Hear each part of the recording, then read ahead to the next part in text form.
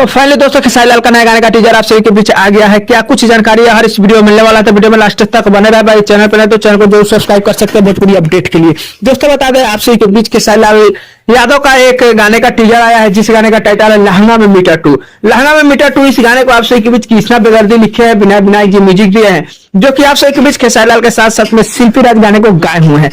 दोस्तों बता दें वीडियो गाने में आप सभी के बीच काफी बेहतरीन जो है रोल ये हुए हैं रक्षा गुप्ता और खेसारी लाल यादव, जो कि आप सभी के बीच टीजर देखने को मिल चुका है बेस्ट भोजपुरी के यूट्यूब चैनल पर। दोस्तों बता दें फुल वीडियो गाने आप सभी के बीच जो है 19 तारीख को सुबह 7:30 पर बेस्ट भोजपुरी के यूट्यूब चैनल पर ही गाना रिलीज किया जाएगा।